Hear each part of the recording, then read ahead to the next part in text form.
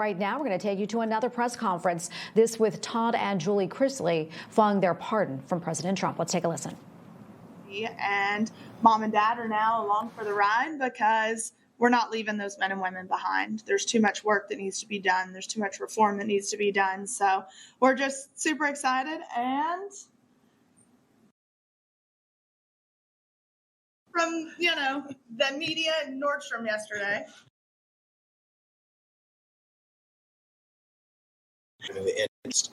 I want to thank first and foremost my Lord and Savior, because that's who got me through it. I want to thank President Trump. I want to thank the administration. I want to thank Alice Johnson. I want to thank every person that has prayed for us, that has stayed in the fight and that fought for the truth to come out. And so I am grateful for it. And as Savannah said, she has fought a long fight.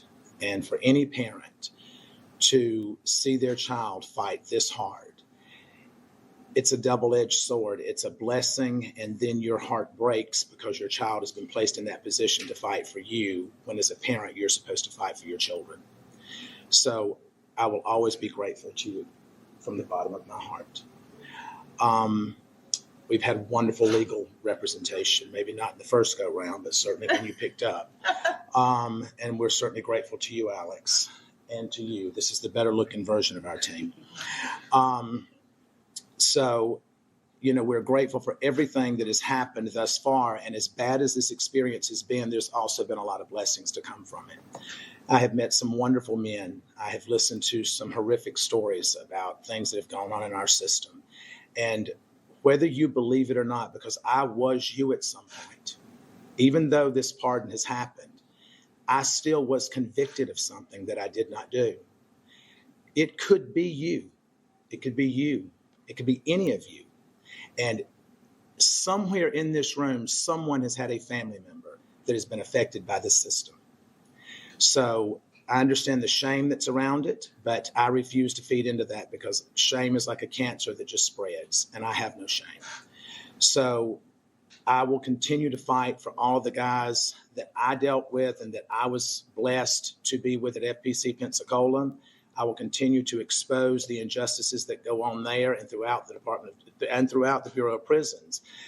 I know that Julie, who is a wonderful, decent, God-fearing woman and that I am blessed to have been married to and been with for over 30 years now, an excellent mother. She's at home with Chloe right now, and Chloe will not let her go. So we're blessed to have our family back, and we're blessed to be coming back to television because we do have a much bigger story to tell now than we ever have. So I thank each and every one of you. We're happy to open this up for some questions. We'll start here. Todd and Savannah, what was the reunion like first night, right? Todd, Julie, and your family. And the second part of that is, Todd, the fans have been really talking about your physical transformation. I call it the BOP glow. And so what was the motivation behind that, and how are you going to continue that sort of fitness routine moving forward? Well, I'll actually have more access to better products now that I'm out. I think that I had nothing to do other than to read and to work out. And so I worked out every morning at 10:45 until 12 with my buddies there. And I read, and my walk with Christ became deeper. And I talked to my daughter every day, to Chase, to Grayson.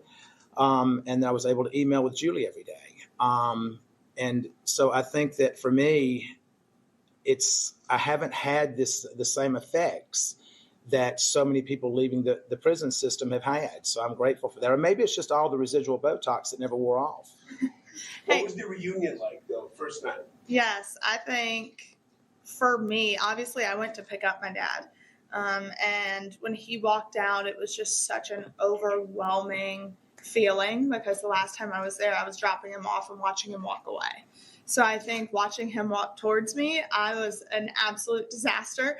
And we left there and it was amazing. And I FaceTimed my friend Margot, who works within the administration. And she goes, hold on a second. She was like, I'm here with the president. And we got to FaceTime the president. And it was a full circle moment. I think that it was, As Savannah said, she and Nick dropped me off there, and then you picked me up. I don't even know that I felt like that it was real at that moment.